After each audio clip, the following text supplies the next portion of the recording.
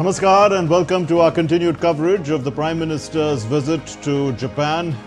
My name is Mark Lin and with me is Ramesh Ramachandran. And, Prime Minister Narendra Modi and his Japanese counterpart Shigeru Ishiba, they are going to be meeting in the annual summit format in a short while from now. And this is going to be the 15th India-Japan annual summit. It's also the first being hosted by Prime Minister Ishiba. Now, what truly stands out in the current India-Japan relationship is the strategic depth and economic ambition. Now, to quickly take you through Prime Minister Modi's itinerary, he'll receive a guard of honor before the summit, which is expected to last under an hour, followed by the exchange of agreements and press statements. The two leaders will continue their discussions over a working dinner as well. All right, then, let's get started. First up, the headlines. Prime Minister Narendra Modi to participate in the 15th India-Japan Annual Summit in Tokyo, defense, trade, investment and tech cooperation in semiconductors, AI and more on the agenda. Prime Minister Modi terms India the most promising investment destination as the India-Japan Joint Economic Forum meet in Tokyo, says the world is not just watching India, it is counting on India. The Prime Minister also says Japan's excellence and India's scale can create a perfect partnership, stressing that Japanese technology and Indian talent can together lead the tech revolution of this century.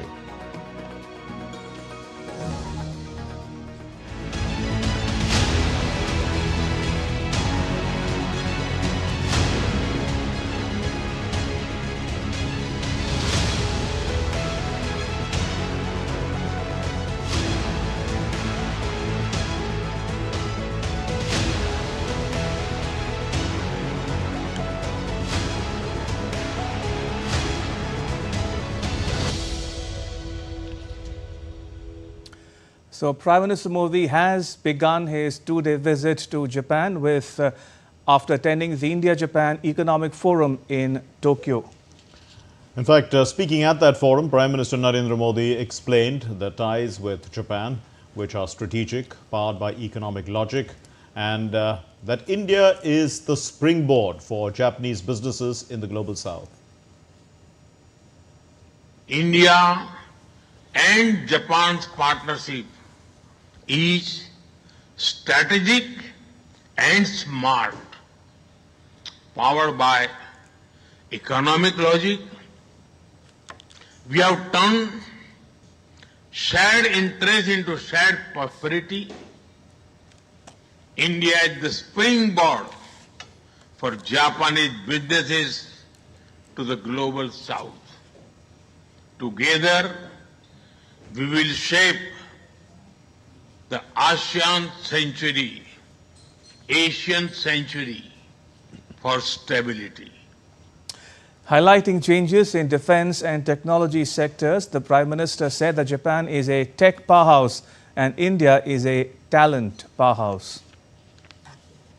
Japan tech powerhouse है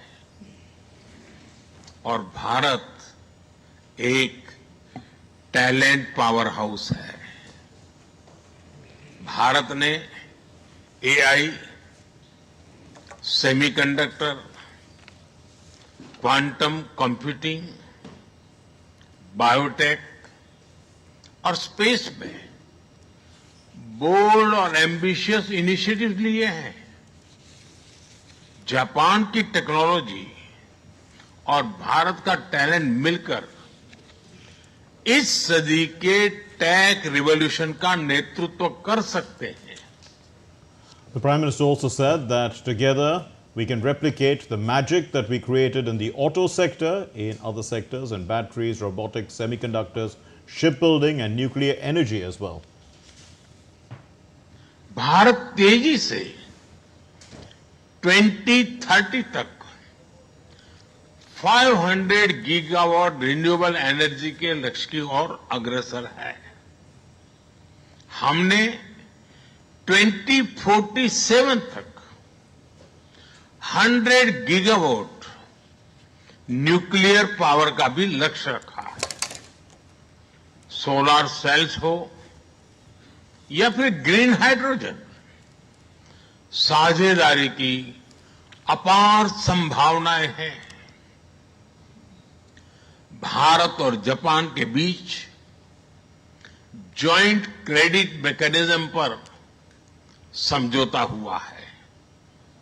इसका लाभ उठाकर clean और green future के निर्माण में सहयोग किया जा सकता है। In addition to the forum, Japanese dignitaries are also calling on Prime Minister Modi in Tokyo. For instance, the chairperson of the Japan-India Association and former Prime Minister Yoshihide Suga met Prime Minister Modi. The two leaders spoke about the many dimensions of India-Japan cooperation and how the two countries can further deepen it. Their discussions, in fact, covered how to build closer collaboration, including in technology, AI, trade, investment, and beyond. And further, Prime Minister Modi also met former Japanese Prime Minister Kishida Fumio, terming him as a great advocate of closer India-Japan relations always. The Prime Minister said that the discussions were related to the progress in their bilateral partnership across trade, critical technologies, and human resource mobility.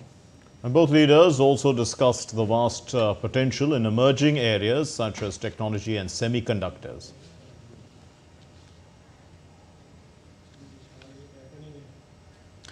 Prime Minister Modi also met with the Speaker of Japan's House of Representatives, Fukushiro Nukaga, in Tokyo.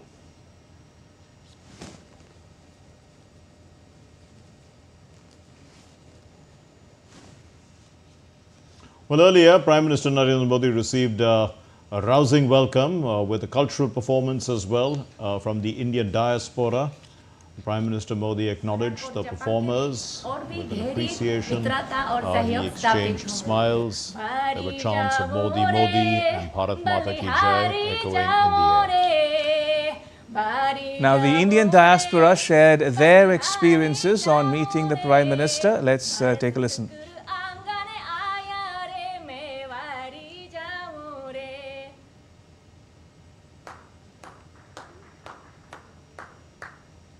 It was a very exciting meeting, and I could talk to him, I could shake a hand with him, and I am considering myself very fortunate. The way he's connecting people, it's amazing. I'm very inspired by his personality. It was very nice meeting the Prime Minister Modi today, and it's a very important time between India and Japan. It's a lifetime moment. It's like a dream come true. I'm just have a goosebumps when see Modi ji in front of me. It's really, really very good moment of my life. Wonderful, marvelous, and very exhilarating. It felt very good to meet Modi ji in Japan. It felt good to meet him, and I got his Ashirwad also. And the India and Japan's relationship are really good. I hope it continues. Jai Hind. India and Japan have historically enjoyed very great diplomatic and cultural relations, and Modi ji is the epitome of all that. And I think he's going to take India to even greater heights on the global platform. We are very honored to have met him and gotten his Ashirwad today. Jai Hind.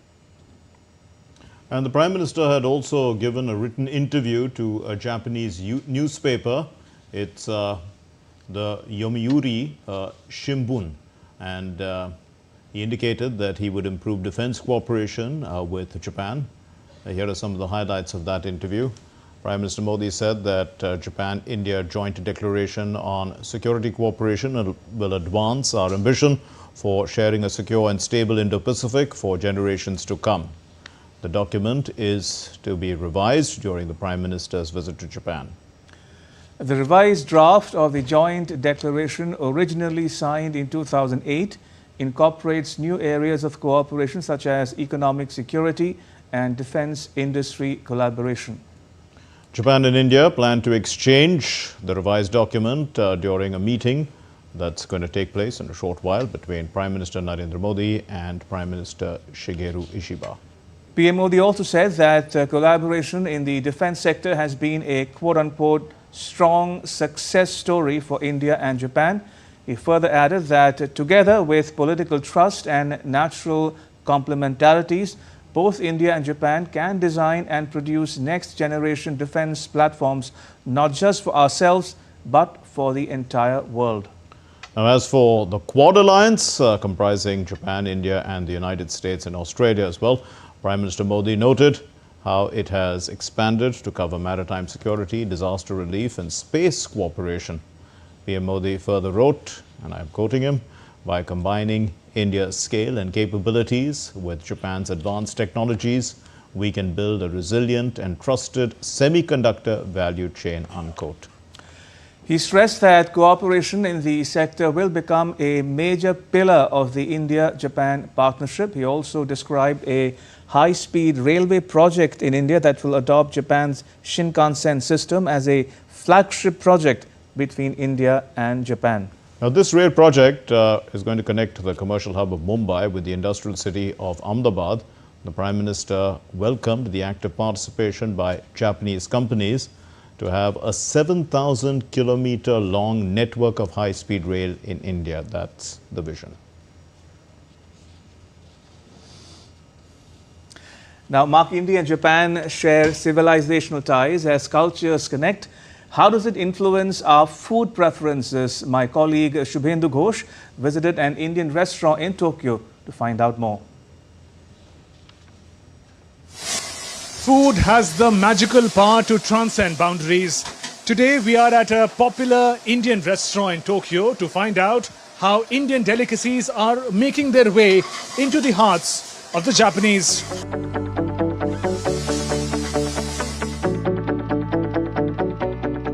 This is Nirvanam, an important stop for lovers of Indian food in Tokyo, starting in 2005 as the first authentic South Indian restaurant in Japan, bringing in the diverse flavors of India to Japanese and international audiences.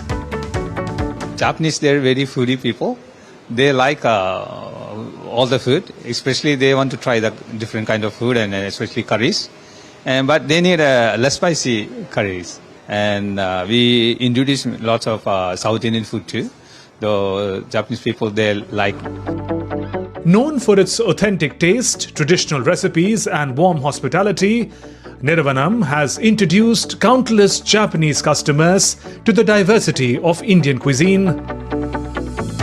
I like Indian foods for about 40 years. When I came to this restaurant, I found this.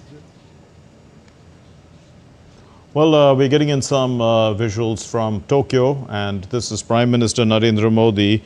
He's being presented with the Daruma doll by the chief priest of the Shorinzan Darumaji temple. Now, the doll is considered to be having an Indian connection as well, because the face is really of an Indian priest. And it also is for peace and good luck, and for perseverance. Indeed, if you're just joining in, we are getting the latest visuals of the Prime Minister's ongoing visit to Japan.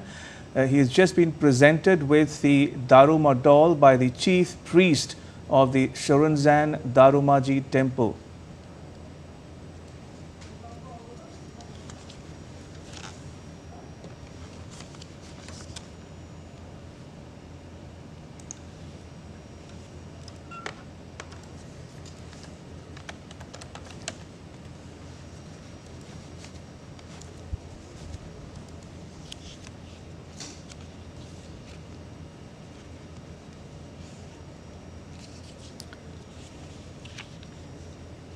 So this doll is quite popular as a symbol of good luck and perseverance in Japan, and it's popular recently also with people hoping that it will make all their dreams come true. All right, on that optimistic note, Mark, let's welcome our guests who are joining us on this broadcast. Joining us now is Mr. Ravi Joshi, a visiting fellow at the Observer Research Foundation. It's a privately held think tank headquartered in New Delhi. Mr. Joshi, if you can hear me, welcome to this special broadcast. as we are watching these visuals coming to us from Japan of the Prime Minister being presented with a doll at the Shorinzan Darumaji temple. Walk our viewers through, if you will, Mr. Joshi, about the significance of these visuals and India-Japan ties overall from your perspective. Thank you. Thank you very much for having me over. Now, the India-Japan relations they go back, of course, centuries, but let us talk about the post-independence and the time when the strategic partnership between India and Japan begins. That began in 2006, and in about 2014, it took a special strategic partnership, which is an upgraded strategic partnership. With this, what happens now is that there are certain institutionalized mechanisms for dialogue. One is the annual summit meetings between the two leaders, the Prime Minister of India and the Prime Minister of Japan. And then whenever the annual summit meeting takes place, there are 2+2 meetings take place between the foreign ministers of India and Japan and the defense ministers of India and Japan. So these are very high-level, institutionalized dialogue mechanisms. Okay, it shows the nature of our relationship, and this covers the entire gamut of our relationship, whether it is commercial, which means trade and commerce, and science and technology, defense relationship, space and pharmaceutical industry and automobile industry and textile industry, everything. And also there's people-to-people exchange and cultural relations. Okay, so this covers entire gamut. Now, in this, the most important thing we have to note is the trade relationship and the security relationship, which has evolved over the last so many years. As far as the trade goes, between India and Japan, there is about $24 billion of trade going on as of now, out of which about $6 billion is India's exports to Japan, and about $18 billion are India's imports from Japan. So we are a net, we are an importing country from Japan, and the balance of trade is in favor of Japan. Also there's an important segment that is investment from Japanese trade and business houses. So there is almost $44 billion of investment from Japan into India since the year 2000. So India is a major investment destination for Japanese corporations. Right. As you know, right from the time of Maruti Suzuki car, and then onwards, the telecom companies, the high-speed rail network project, and also in the field of nuclear reactors. We are importing a significant amount of nuclear reactors for producing our peaceful nuclear energy. And there's also trade in textiles, in energy. So these are a critical industry for India, where Japan is not only an investment partner, but a trading partner. So our relationship with Japan cannot be overemphasized. This is a very important part. Now, shall I continue, or you want to ask something? We also introduce another guest, Ambassador Manju Seth, former senior diplomat, is also with us. Ambassador Seth, if we could look at, the bigger picture, this is a special strategic and global partnership. So if I'm going to ask you, Ambassador Seth, where is its greatest influence? Sorry, could you repeat the last question? Where is its greatest influence? It's a global partnership, a special strategic and global partnership, yes. It's an important relationship, and it will have an influence not only in the Asia-Pacific region, in the Asian region, and I think also on other, it is also a kind of indirect messaging to the Western world, I think, and to the US to some extent. And I feel that this visit comes at a time when there is complete geopolitical churn and uncertainty in the global, geopolitical scenario, and especially with President Trump's actions and President Trump's, putting of tariffs not only on friends but also on foes, and there seems to be no, stopping and the kind of statements coming out, even against, to some extent against Japan, they have been coming up with statements, even though an agreement was done and a trade agreement was done. But even then, I think there has been a lot of pressure put on all countries across the world, including on India, including on Japan. And I think Japan and India's partnership is a very important, a very important partnership, not only, as I said, in the Asian region, but in the Indo-Pacific region, because we are not sure that the US will continue to be a security provider in the region. So I think we have to build up our own resilience, our own partnership, our strengths, and our economic and trade ties, given the uncertainties which are, absolutely, have been unleashed on the global trading and investment scenario. And yes, Japan has been a very important investor in India. As we just saw yesterday, Prime Minister, or was it the day before, the Prime Minister has inaugurated the electric vehicle plant where the Japanese, it's Suzuki, where the Japanese are major investors and major, players. And I think that is something, and it'll be exported to other countries. So I think that is a very plus point and a pointer and an example of the very, mutually beneficial relationship between India and Japan. Mr. Joshi, I want us to delve a bit more, if you will, on the point that Ambassador Seth was making there. This summit is taking place at a time when the US has imposed tariffs on India, Japan, and other countries around the world.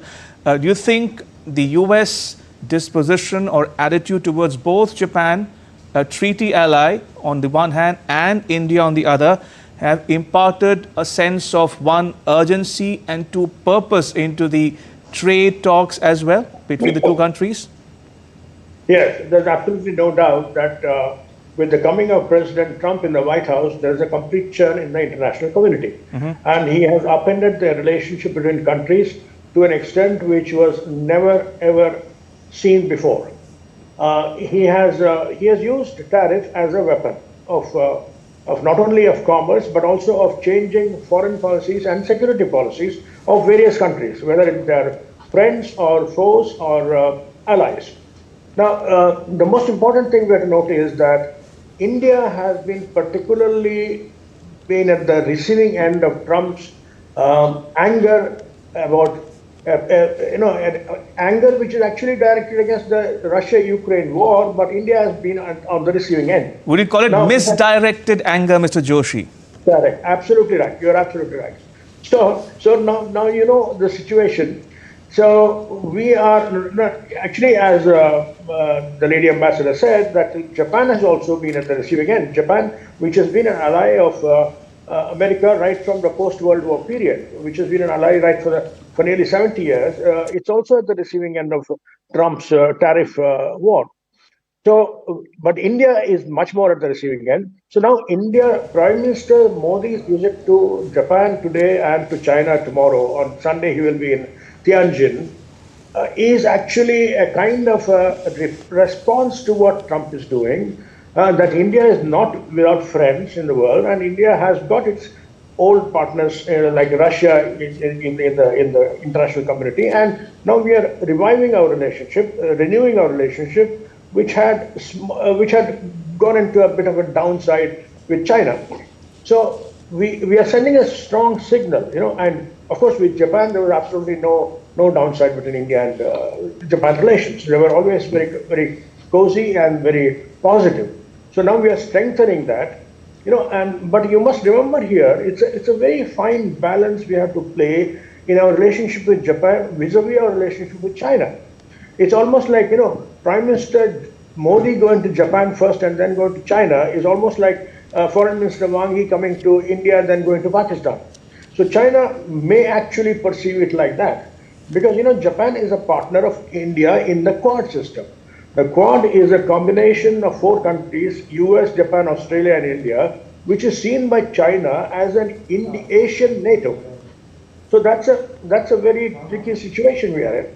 So whether China will still treat us with mistrust, or with the sense of discomfort, or will China try to win us over by saying that your relationship with America is completely fraught with danger and you have to come back to the Asian relationship? Build up Asia against the rest of the world, which has been one time a policy of both India and China. Before 2020, India and China partnership was growing at phenomenal levels, with Prime Minister Modi meeting Xi Jinping almost 13 times in the last 15 years. So it was an excellent partnership, which actually saw a major setback in 2020 to 2024. Now we are on the relationship is on the mend. Again, there was a bit of a trouble during the Sindoor, but we have overcome the hesitations of other relationships with other countries and are trying to improve our bilateral relations. And with India, Russia, China standing together will send a very strong signal to President Trump. And India, Japan, now, there's already some kind of a speculative rumor that Japan may consider joining BRICS, which is a bit too premature to contemplate, but Right. It's a very interesting possibility one must look at. Indeed.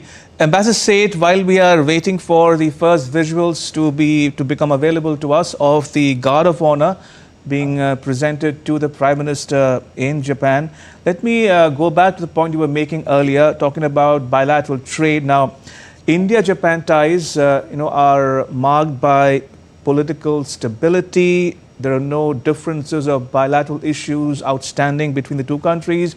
The two countries also have annual summit-level dialogue and also the 2+2 ministerial dialogue. So, in a sense, the convergences far outnumber or outweigh the divergences. But that said, talking about trade, is there scope for doing more from Japan in terms of investment or manufacturing to give a boost to India's vision of a Make in India program?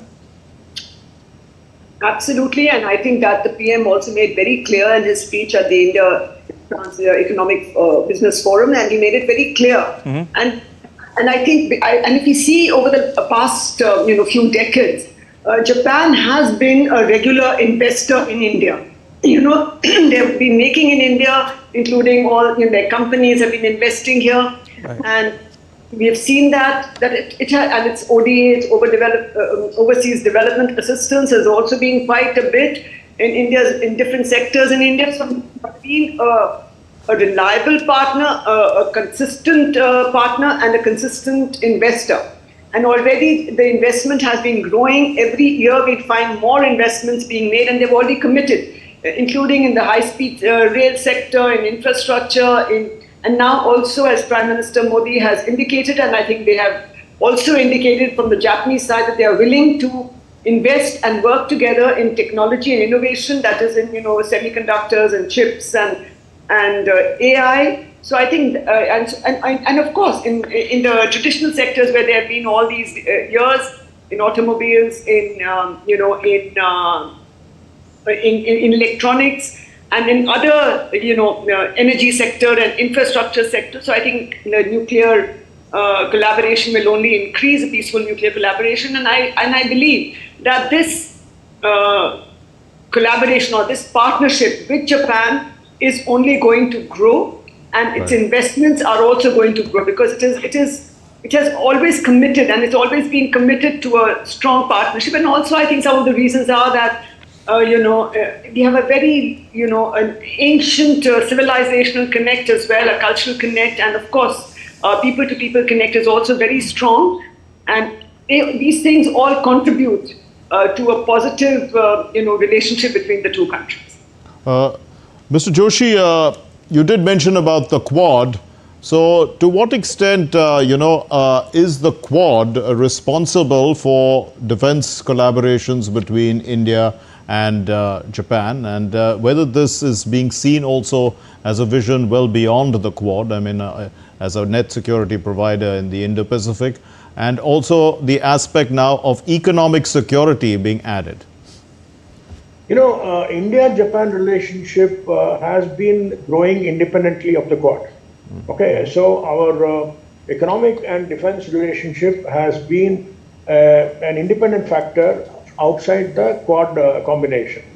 Okay, the Quad was basically built up by America to counterbalance China in the Indo-Pacific and the Asian region.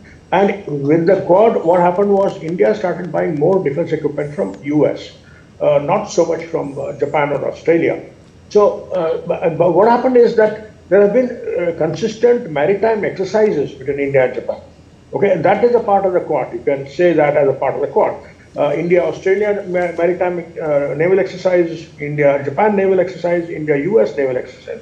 These have been going around bilaterally and multilaterally. So that is an important factor. And we have been actually, we have been propagating this open seas policy for a very long time. And we have always said that there should be a rule-based international order as far as the maritime boundaries of nations are concerned, that no one country should impose its hegemony on the maritime boundaries of its neighbors. That's where we stand as far as the free Indo-Pacific Ocean region is concerned. So that is where our combined interests of Japan and India really converge. So India is very much a partner of Japan in propagating and trying to assert the freedom of navigation and freedom of maritime waters for all the countries of the region. So that is one major aspect. Ambassador Seth, you were mentioning about automobiles, and this is a significant area of cooperation between the two countries. We know what Suzuki Motors, Honda, Toyota are doing within India. But we are also moving to EVs and beyond EVs. I mean, there is also the need to try and find hydrogen as a form of vehicle fuel. In this context, do you see, ample areas of cooperation between Japanese technology and the Indian market? Absolutely, not only Japanese technology, but Indian talent, yes. Partner together. Because we do have a lot of, innovation and talent in India as well, innovation being done in all sectors, including in EV, including in AI, and including in the hydrogen fuel sector. And also the fact that there has been a lot of, sort of talk about how, while we have electric vehicles, the source for the electricity charging is still, not green in that sense. So with hydrogen being developed and other technologies coming in and innovation being part of the mix, I think India and Japan will and can work together to further find green solutions, environment-friendly solutions, to energy efficient vehicles, non-polluting vehicles, and fuel and fuel cells as well, and batteries. So there will be innovation, more innovation in the future, given Japan's technical expertise, and it is happening very quickly. They've been innovating quite a bit, as we have seen in all. They've had a head start in technology, over the years. We have seen that in all their, whatever they manufacture. But now I think that the fact that they are investing in India, manufacturing in India, making in India, for India, and for the world market, I think that's a very positive, step forward. And I believe that both the countries and, as I said, the talent of India and the technology and the technical excellence of the Japanese, and I think also their work culture. We have a lot to learn from the way they have a very nice work culture, and I think anyone who has worked in a Japanese firm usually has very nice things to say about how they really love working there. Their culture is so good, and how they promote synergies and collaborations even within their companies which they have set up in India. So I think, or even in Japan. So I believe that this will all be a win-win situation, and a kind of mutually beneficial, along with the investments that they make. They've always had very good returns on them, and I think that is another plus point for Japanese companies to come to India and to manufacture here. But also I believe the other way around, where Indian companies are already investing in Japan and working and having collaborations there in sectors where we have certain plus points and I think certain advantages. So I think both countries can work together to build up this relationship even further in every possible sector today, which is of importance: green energy, innovation, AI, and other technology and technical, including nuclear, including green energy, and machinery, automobiles. I think everywhere the partnership in defense as well. I think defense equipment. I think every single sector holds so much of promise and so much of potential, and I believe that it is only going to grow. And with this visit of the Prime Minister, it will be given all these different sectors and all these investments and collaborations will be given a boost, an impetus. Indeed. Mr. Joshi, while we are waiting for the first visuals of the annual summit between India and Japan to become available, let me go back to the point you were making earlier about this churn taking place around the world in light of the Trump tariffs and Trump's disposition, transactional relationship even with their own treaty allies such as Japan. Now, we've seen in the recent past, we've seen Japan and Australia sign a $10 billion warship deal. We've recently seen Australia sign a defense pact, firm up a defense pact with the Philippines. In fact, a Reuters report, if I can quote from the report, it says, in Japan in particular, there is deepening concern over the reliability of long-time American security guarantees, whether the US will come to their aid in the event of a war, going on to say that some in Tokyo are calling for a reassessment of their non-nuclear policies. What do you make of these developments, Mr. Joshi? Yeah, that's very interesting what you're suggesting, and this has been, let me start with the churn in the international community brought about by Trump. That's your first point. Sure. See, there is absolutely no certainty even in the traditional partners of America in Europe. Let me start with Europe. Okay, now the European partners are feeling so shocked, or the entire NATO partnership with Europe, America and Europe, is now almost, it is in, not exactly in tatters, but is in a very unstable, unreliable, unpredictable situation.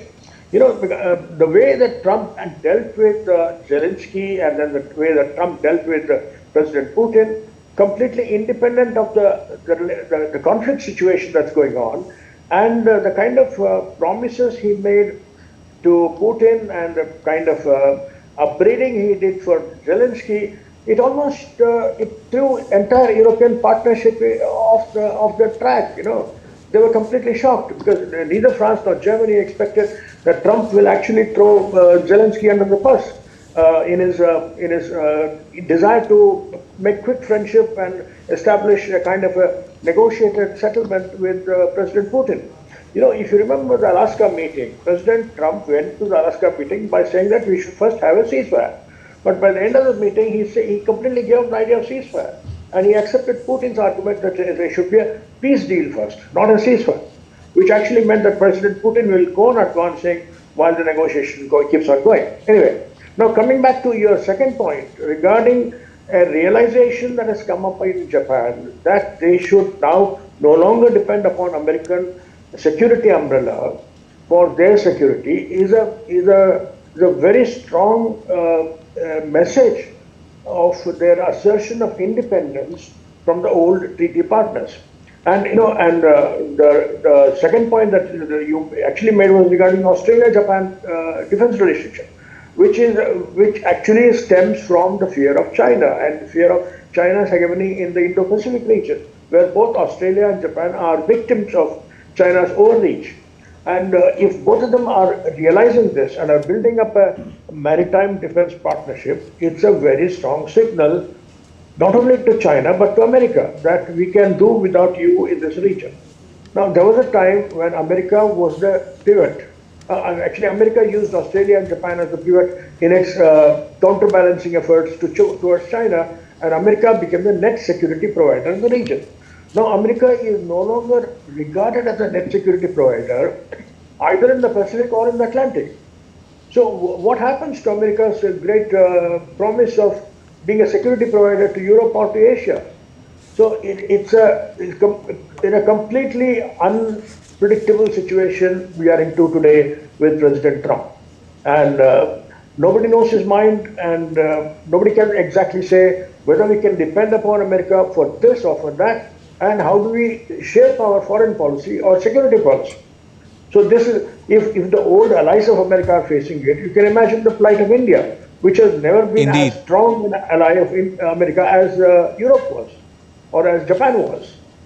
So we are all in extremely, uncertain waters. Uncharted waters, some would say. Absolutely, uncharted waters. So, and Indo-Pacific is a turbulent sea, So we are, so we have to build up our own, Atmanirbharta gains a completely different nuance here. Atmanirbharta with allies who are equally threatened by somebody else. So that is another aspect of the security scenario. Indeed. Let's take a look at, the strength of economic ties between the two countries. Prime Minister is expected to give a new fillip to the India-Japan economic partnership. It's a partnership particularly in the domain of trade, investment, cooperation in semiconductors, emerging technologies. Let's look at this report on the partnership as such.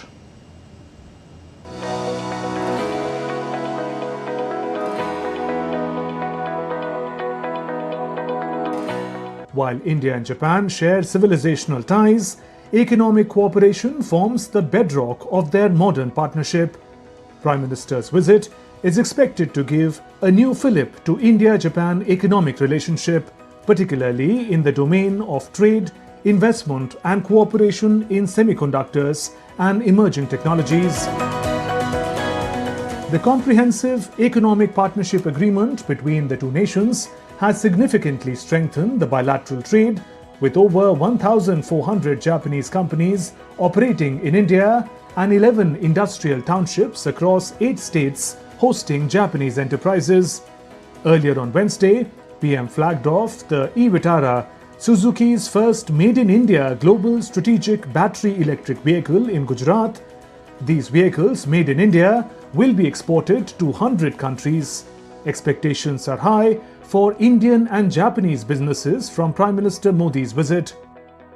When both our PMs meet, the key expectation is a roadmap for next generation cooperation, especially in clean energy, digital technology and supply chain security. With global uncertainties, both countries can set a model of democratic economic partnership.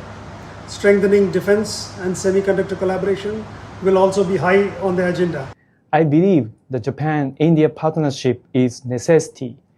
Prime Minister Modi's visit will encourage more Japanese firms to collaborate with India. India offers a young workforce and a large market, which supports Japan's economy. Together, our cooperation brings stability and prosperity. Japan has been a key ally in India's economic growth. Foreign direct investment from Japan has exceeded $43 billion between 2000 and 2024, making it India's 5th largest source of foreign investment. India-Japan bilateral trade totaled $22.85 billion during financial year 23-24. Exports from Japan to India during this period were $17.69 billion and imports were $5.15 billion. Metro systems in Delhi, Ahmedabad, Bengaluru and Chennai and the upcoming Mumbai-Ahmedabad high-speed rail reflect the potential of India-Japan economic partnership. Prime Minister Narendra Modi's visit to Japan is expected to open up new exciting avenues of growth and investment. In an era of geopolitical uncertainties and tariff diplomacy, India and Japan show the roadmap for democracies to partner and thrive together. With camera person Shailendra Chauhan, Shubhendu Ghosh for DD India in Tokyo. Let's turn to Ambassador Manju Seth for a comment on this. Ambassador Seth, if we listened to the sound bites of the two Japanese personnel in that story, they were talking about India's young workforce. You described it as talent, and they also talked about large market. So these are the two areas which they are looking at. But you know, we have already a technical intern training program in place, which is bridging the Japanese shortage for labor, especially technical labor, which India has. But the problem is that these are short-term jobs. They have to train to understand the language, the work culture, and then they come back to India as well. And of course, that builds over time. What do you think? I mean, is this a successful way forward to try and bridge? After all, they are well short. They have about 10 million shortage of workers there in Japan right now. Absolutely, as very rightly mentioned, they said they have young people. India has the advantage of young people, talented people, and of course a big market. So I think both these aspects are sort of build on or contribute to the Japanese and contribute to the Japanese looking at India as an investment destination and also as a source of talent for companies within Japan. So it will be a kind of two-way flow, I believe. And as you said, it takes time. It already is there, but it takes time because of the language, issues, and also because of the fact that, as I said, their work culture is slightly different, and the way they approach things is slightly different. So our trainees who go there, interns who go there, need to be trained in the language, but also in their work culture, which does take some time. But from what I believe, what has been happening up till now, it's been positively received. The local companies in Japan are very happy with the Indians working there. Overall, there might be some exceptions, but overall they're very happy, as are the Japanese companies who have hired a lot of young Indians in their companies, have had a good experience. And I think that is why these young entrepreneurs in Japan are looking at either investing in India, setting up in India, or getting talent from India into Japan to build there. And as you said, there's a big, huge shortage. It's an aging population, and I think they would really like to tap this, this talent and this huge pool in India. Right. Mr. Joshi, in fact, we're getting visuals from Japan. This is the Guard of Honor that Prime Minister Narendra Modi has received before the 15th annual summit.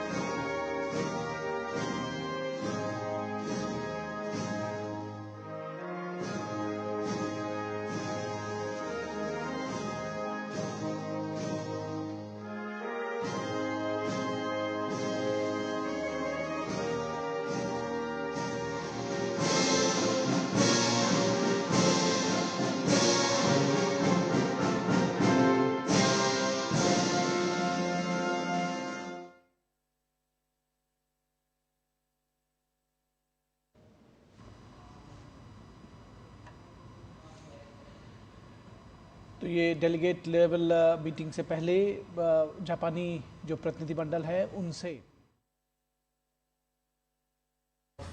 the Prime Minister's ongoing visit to Japan. He has just been accorded a ceremonial guard of honor and being introduced to the Japanese delegation ahead of the India-Japan annual bilateral summit. And as we stay on these visuals, Mr. Joshi, if you're still with us and can hear me, I have to ask you an unrelated question, but related to Japan nevertheless.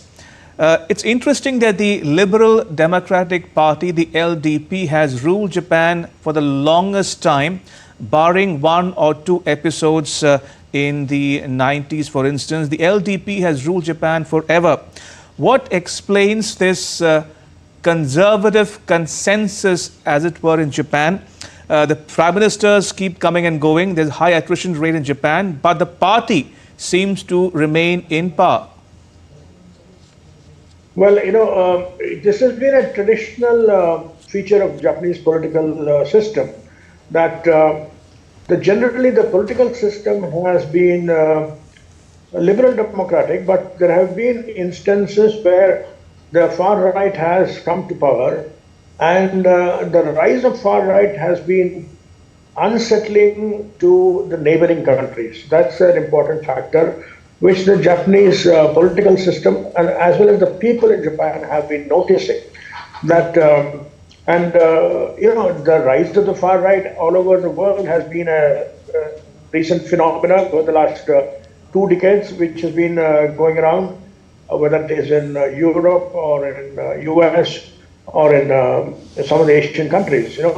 And this is because of a feeling of their past being neglected, their past being ignored by the leaders, and trying to build up a kind of a glory going back to the past when their country was having a glorious standing in the world. So that kind of a feeling has been, is almost universally felt in most of the democracies. If you notice the rise of far right in Italy, the rise of rightist parties in France, though mainly in opposition, and also in Germany, again in opposition, and in Turkey, and in Hungary, and of course, not to mention Russia and China, which are completely outliers. We are only talking about democracies, and Japan is a part of the democratic world. So in that, there has been a feeling of some kind of not getting the respect equal to their economic status. So they hark back to an ancient past where they were once upon a time very glorious.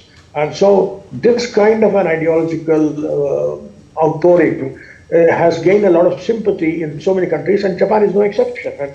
And Japan, if you go to their war memorial museums, and if you go to Hiroshima, you will see the amount of Japanese pride in themselves, in their monarch, in their empire, in their emperor, and loyalty to the emperor was an elementary, was an unquestioned part of their natural political life. So these things are visible in Japan even today, and whatever you may see in the field of their enormous technological and economic developments, deep down, there are very strongly nationalist societies. And this feeling of nationalism has been there, and it comes up once in a while, and it cannot be, the visit of the Prime Minister to that Shinto temple, that's an extremely controversial subject as far as China is. So these things are, the Prime Ministers emphasize this by going and visiting the temple and trying to tell the world that here we are, and this is our ancient past, and this is our heritage, and we're going to do it. So this kind of a feeling is there in Japan, and one has to accept it. So I cannot say anything more than that. And if you go to the War Museum, you'll see the enormous respect in which they hold Radha Binod Paul, the Indian judge, the only Indian judge who was there in that Tokyo trials post-World War, and who actually refused to toe the line of the majority and refused to treat the Japanese generals as war criminals. That's a remarkable thing which they will never forget. The Japanese people are forever grateful to our Judge Radha Pal, and he is held in such high esteem in Japan. So these are all the things which matter. Indeed. Let me turn to Ambassador Manju Seth once again. So, given the fact that, Japan has had this sort of political history, but its economic history is just as strange and fascinating. The country hasn't grown for the last 30 years. I mean, it's stagnant. It's the lost decades. It's many people wonder what's happened to Japan. And many people say that, it's because of the aging population. People actually don't spend money there. They live very conservative lifestyles. The economy is just struggling to grow. It had deflation. It's surprising because they produce the best products in the world, and they are exporting them to different parts of the world, and they are selling well over there, but the economy doesn't grow. In this context, Ambassador Seth, do you think India can help, improve the supply chains in a sense for Japan? Absolutely, and I think that's also one of the things that will be discussed about supply chain resilience and supply chain diversification. And definitely, as you very rightly said, Japan is a conservative society, especially because as it is aging, I think the older generations do tend to be less, tend to spend much less as compared to the younger generation. And since the younger generation population is on the decline, it seems that their whole economy seems to be very much more export driven. Of course, manufacturing and all the innovation and everything that's taking place within the country and tech innovation that is taking place is, of course, contributes to their growth. But yes, since domestic market is not so big and they are not able to, and as you said, they don't like spending too much. But yes, if India and Japan partner in this, we can really work wonders in increasing their economy as well, economic growth. And I think that's what they recognize. And that is why they would like this partnership to be further strengthened in every possible sector, in every domain. And the investments that they make here also grow their, it grows. Their investments have been growing. They have a very good ROI, return on investment. And so I think that, and of course, they invest in India, but they also send to their own country. So I believe, yes, the partnership will offer some degree of economic growth. The economic partnership, the trade partnership will offer some degree of growth even to the Japanese economy. And Indian companies are investing there as well. It is not that only it's a one-way investment. And many Indian companies are there. And I think the fact that, but of course, we have to take a lot of, sometimes because it's not enough, a workforce is not enough. So sometimes I think the Indian companies do take their, skilled workers from here in the IT sector and other sectors as well. But I believe that will be, it will contribute, whatever goes from here, and they invest in Japan and they set up companies there, whether in the IT sector or other small businesses, and to create jobs within within Japan as well, of the Japanese workforce as well. I think it will happen, and I think it's already beginning to happen. And India, of course, will continue to offer a very positive and a lucrative investment destination and a market for which the Japanese can look at further enhancing their own productivity and their own exports to India. It's already very high. Already, I think the trade balance is in their favor. But yes, we need to look at two-way investments and two-way partnerships. And as I mentioned before, the merging or the combination of skills and talent and technology within Japan and in India will definitely lead to a more economic growth and economic stability in Japan. Ambassador Seth, as the summit gets underway in Tokyo, one can't help but notice, and as you mentioned correctly in your opening intervention there, that this summit is taking place under very difficult circumstances, not the least because of the Trump tariffs and the economic uncertainty that come with it.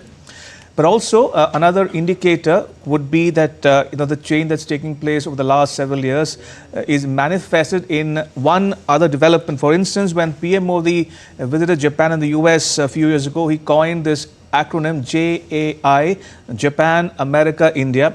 But today another acronym is gaining currency, as it were, and that is the RIC. What does that tell you about the churn or change that's taking place in the world around us as we speak? Absolutely. We find that, yes, earlier collaborations,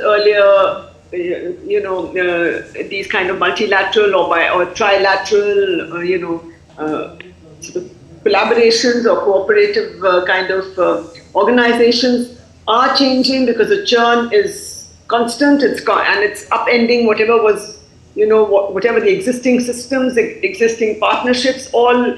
Everybody is re-examining, re-evaluating each and every partnership, and especially wherever America was, like in the Quad, like in the RAI, everywhere, wherever America was a contributor in many ways, and also in some ways the mover shaker behind it.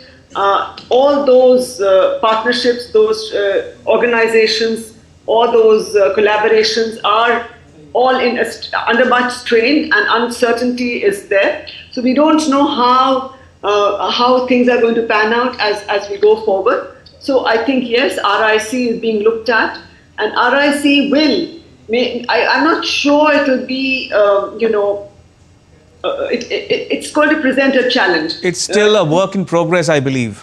Progress, and things, current. We are mending our ties with China, but I think what transpired in the last 5 years or so has put some kind of strain on the relationship. Though now both sides are working to get back the India-China relationship back on a good footing and to grow it further. And I think China also understands, yes, while it is able to find a partnership with the US, it is still, it is not certain, given that, I think all over there seems to be a trust deficit between countries and the US. So I think everyone is playing it, trying to see how best they can leverage every other relationship, and RIC will also be in that context looked at as a possible balancing act, as a possible collaborative organization or trilateral partnership, which will be able to work together, which is not going to be easy, given that China and Russia both have become much more, closer in the interim, especially after Ukraine war.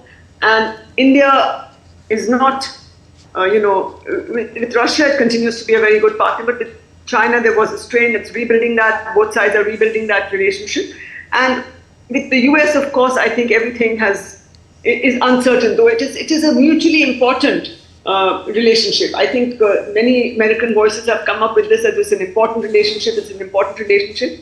But as many observers and experts have mentioned, I think US has succeeded in pushing India towards Russia, towards China, and which I think it will only speed up that process of our looking to increase our collaboration and cooperation with Russia and China, given that the US has become unpredictable and not so reliable any longer. But we cannot, in the future, how things unfold, it's uncertain, but yes. And as very rightly everybody has been saying over the years, there are no permanent friends or foes, there are only permanent interests. And I think that will be the guiding and underlying factor for all our partnerships, for our relationships, either with, whether it will be with BRICS or with RIC or whichever other multilateral or bilateral or trilateral or Quad, all these acronyms which we have, as they call it, the alphabet soups, are there. There's so many of them. So whatever is in each partner, in whoever is a member of that particular organization, they will all look at their own interest primarily, but of course seeing how the collaboration can increase their interests as well, in promoting their interests as well. Right. Ambassador Said and Mr. Joshi, do stay on. We'll come back to you momentarily. In the meantime, we're joined by our colleague on the ground in Tokyo, Shubhendu Ghosh. Shubhendu, can you hear us? I can, Ramesh, yes. Great. So walk our viewers through the remainder of the itinerary, Shubhendu. The summit, has it begun yet? We are at the summit venue. The summit has begun, Ramesh, and we are in fact on standby for the press statements that should come in an hour. Right now, the leaders are in engagement, talking about the relations between India and Japan. This is the 15th annual summit. A short while ago, Guard of Honor was accorded to Prime Minister Narendra Modi at the residence of the Japanese Prime Minister, and now the summit has begun. All eyes are on the manner in which the grand vision of partnership that was put forth in that economic summit in the afternoon by Prime Minister Narendra Modi and Prime Minister Shigeru Ishiba. We have in which tangible roadmap is presented forward in the 15th annual summit between India and Japan. The expectations are high that the investment relationship between India and Japan, the partnership of growth and development, is going to get a major boost, given that a very expansive vision has been presented by both the leaders. Just to give an example, from automobile sector, the leaders talked about expanding the cooperation in a similar way in diverse areas, from emerging technologies to nuclear sector. We'll have to wait and watch how that partnership will come about, because much of that is going to be talked about at the annual summit here. Indeed, Shubhendu, and there are a number of MOUs also that are expected to be signed and exchanged. Any, expectations with regard to what MOUs we are likely to see? We can, Mark, talk about the key areas in focus. We know that emerging technologies from the beginning of Prime Minister's visit, the anticipation that was there, also in the context of Prime Minister Narendra Modi's engagement tomorrow with his Japanese counterpart. He's going to visit a major semiconductor facility at Sendai City in a bullet train. So semiconductor cooperation, we know that Japan is already partnering with India in the ecosystem that is coming up in the country, in different parts of India. So we are hoping to hear something major in the context of semiconductors. There is also a lot of significance attached to defense partnership in the coming days, especially for both nations looking at indigenous development of defense components in a similar fashion that they had engaged earlier, where Japanese technology and Indian scale and talent comes together to help both the countries achieve their ambitions, given the current geopolitics. There is, of course, that big announcement in the context of investment that we are hoping to hear. In the past, we know that the annual summit spoke about a $5 trillion yen, beg your pardon, investment that Japan had planned to take forward the partnership. It is expected that given the area of partnership, convergence has been diversified significantly. So the investment partnership is also expected to increase manyfold. What that figure would be, we'll have to wait and watch. Indeed, Shubhendu, we've seen, you've spent the last few days in Tokyo, and we've seen from your reportage that there exists natural affinities between the two countries, the two peoples, in terms of food, culture, and so on. Give us a sense of the popular perception in Tokyo or in Japan, otherwise, about India. How much of India, occupies the Japanese mind space, as it were? It is quite incredible, if we were to look at the kind of cultural convergence that exists between India and Japan, especially given that the two languages are so different. One would, from the outside, assume that because the script and the language are different, the connection would be difficult. But the cultural connect, whether it is about the shared heritage of Buddhism, civilizational links. We were also visiting some restaurants, the food, Indian food that a lot of Japanese love to enjoy. And so traditionally, the close partnership has resulted in great degree of comfort and warmth between the peoples of Japan and India. And that also really is reflected in the manner in which the confidence goes up as far as Japanese industries, businesses find their home in India and vice versa. And that is the motivation that the two leaders have. That groundwork is already there. Close cultural ties, close people-to-people ties. From here on, the way in which the leaders can build up and take the relationship to the next level is something that we'll have to watch out for. But talking to ordinary people, there is great degree of warmth and respect for one another's culture and peoples. Ramesh? Shubhendu, also, if we look at goals, in fact, Japan has net neutrality by 2050. It's going to achieve it. And of course, India a little longer at 2070. But already Japan, which is a major manufacturer of automobiles, is looking to make that transition very quickly towards net neutrality. How is this going to affect, the cooperation between the two countries? Are we going to see a lot more areas of cooperation in terms of clean energy, in terms of hydrogen fuel and the like? Oh, absolutely, Mark. If we just refer to Prime Minister Narendra Modi's address at the Economics Place in the afternoon, he highlighted some very key areas of engagement. One of them was clean energy and sustainable development. In green hydrogen, India aspires to, in the coming years, emerge as a global hub of green hydrogen. And like in many areas, the Japanese have certain technology prowess that India can make good use of, and India and Japan as partners. Again, that sort of arrangement where the Japanese technology and Indian talent, when Prime Minister says that it's a coming together of technology powerhouse and talent powerhouse in multiple domains, including clean energy, it could help both the countries meet their clean energy targets. Prime Minister, in fact, very clearly mentioned the manner in which India has made important strides in the direction of clean energy, in their renewable energy infrastructure. He also spoke about the manner in which and its role can be an important force multiplier for the both countries. We know that in International Solar Alliance, in which India occupies an important leadership position, Japan is also a part of it. So we see a lot of convergence in worldview, in particular, in the manner in which they look at clean energy future.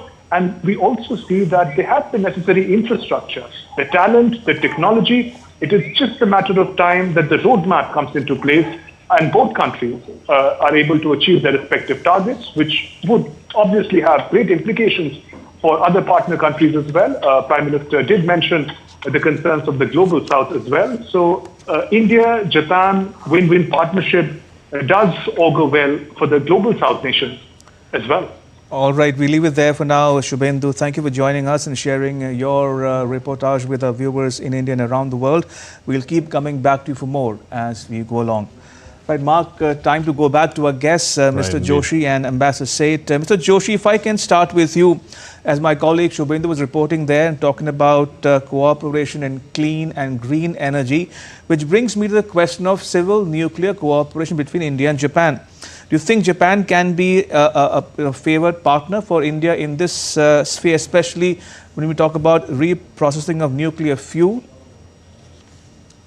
Yes, actually, we have already been trading in nuclear reactors and nuclear energy technology from Japan, and Japan is an important partner in that.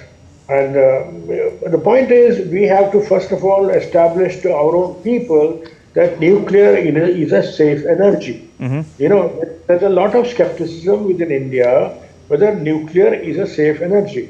You know, and there is almost a blind faith in solar energy, unlike that in nuclear energy. So there is still a lot of skepticism and fear in the minds of ordinary people whether nuclear can be as safe as solar. So that's an obstacle we have to cross first within our own country.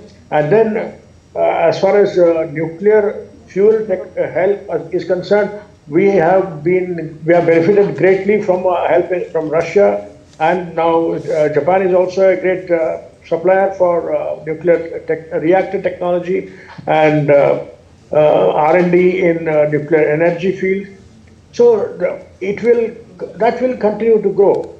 You know, as I said, the point is to how much component of our electricity needs or energy needs can be met from the nuclear source, and how much of it can be met from other renewable sources like solar and especially if you have to give up on coal, these are the only alternatives left with us. So, and if we have to achieve net neutrality or net zero gas emissions by 2070, as your colleague was saying, we have to completely give up on coal, and we have to depend upon hydropower and solar and nuclear. So there is no other option, and we have to depend upon countries like Russia and Japan to get the nuclear fuel. And this will be a major challenge, and we have to cultivate partners who will consistently and continuously supply us with the needs of nuclear fuel, and then only we can meet the target. Ambassador Seth, another area that India has done really well is with digital public infrastructure, and clearly that is a signal for the global south wanting to adopt our digital public infrastructure. To what extent can India and Japan co-develop digital public infrastructure, and also because of our dependence on digital, the area of cyber security?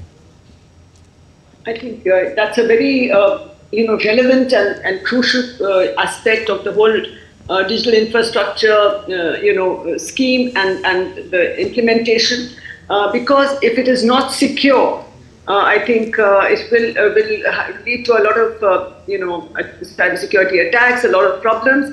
And I think Japan has technical strengths in security, in cybersecurity of the digital infrastructure. India has strengths in building it up, and I think the way we have done it in India, within India, and the immediate payment system. A lot of people tell us, how is it possible? How have you managed to do this in India? But even through the SWIFT system, it used to take so long for any money transfers to take place. So I think this is a very positive thing, and I think Japan would also like to work with us on this, and maybe in the future implement it within their country and or in third countries. We have, as you're aware, we already have partnerships with Japan in third countries, particularly in Africa and other countries where we work together, and I have joint investments and joint projects. So something similar, I think, could be worked out or could be looked at in the digital public, in this public digital scheme and infrastructure, like the UPI transfers and all, they have democratized and revolutionized the whole payment and financial system, so to speak. And I think that has worked extremely well within the country by and large. And India can collaborate, and Japan can help to further fine-tune this and ensure its security.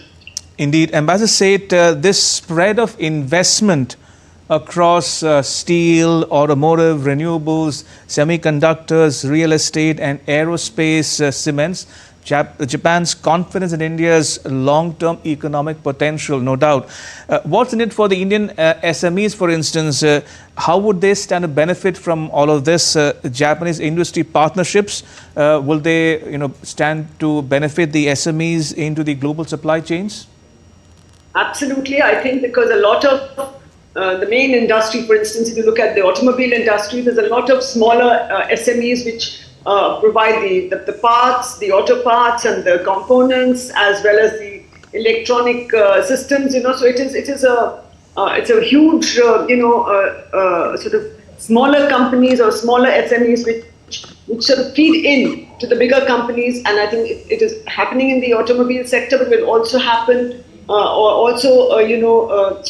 be extended or will be useful in, say, in the steel industry, in the other industries that you mentioned, including the high-tech industries, where smaller companies will be because it's all outsourced. A lot of the main work is done in one place, and a lot of other components and other things are sort of outsourced. And I think much of this, as we have seen in the space sector in India, as we have seen in the defense sector increasingly, the smaller companies are innovating and they are providing inputs and sort of providing whatever is not possible or which is not, is not done by the main company, but in whichever sector it is, it is a good,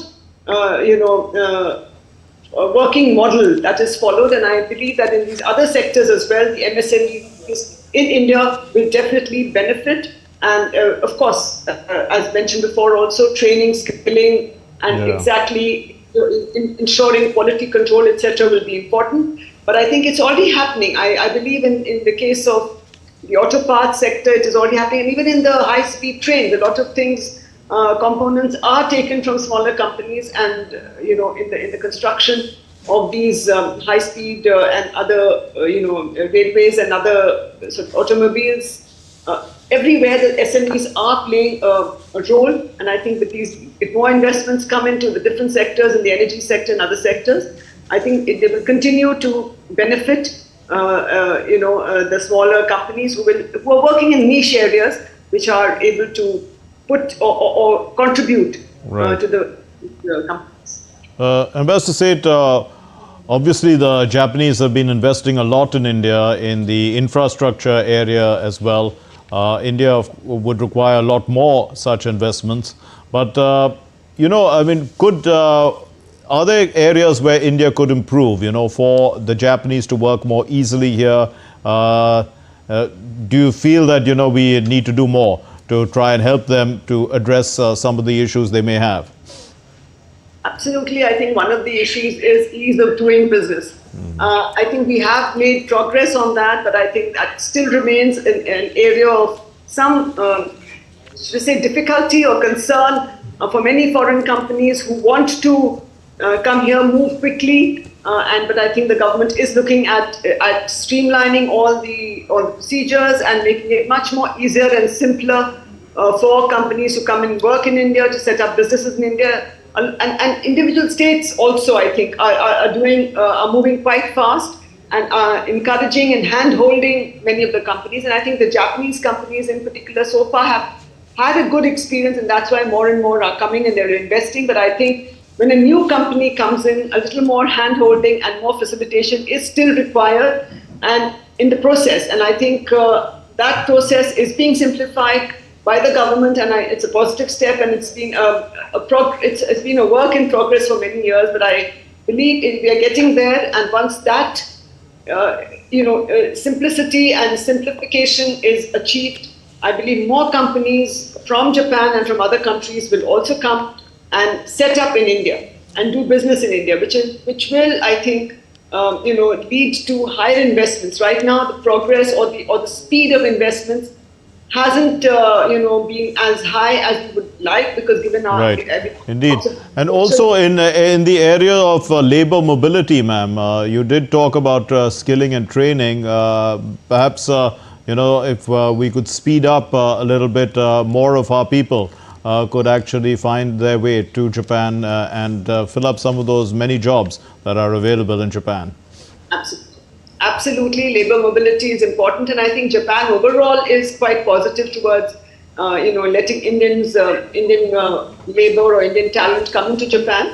But again, I think we have to remember that many of these companies in Japan, again, I think the language issue and our different, the approach or the style of working, it has to be matched. And so some training, skilling is required, and I think that is something that I think the government is looking at and should look at within India before they go, or the Japanese company themselves could set up small training and skilling centers, or before these people are sent to Japan, or they go to Japan for working in different sectors.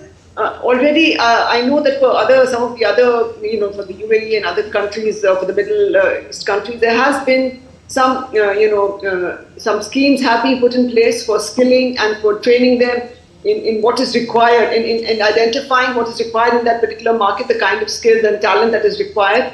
And some facilities and training is being provided in India for these workers who go there. So on those lines, similar lines, I think we could set up something for the Japanese companies also, or for our young people to go to Japan and work there. And I think a similar and see what is required, what is the requirement. Accordingly, have our young people skilled and, of course, in the languages. All right, on that note, Ambassador Manju Seth, may I thank you for joining us. Also to Mr. Ravi Joshi for joining us on this special broadcast. Thank you all for your time. Appreciate it. Mark time for a very short break on this broadcast. Much more to continue on the other side. Keep watching this special broadcast on DD India.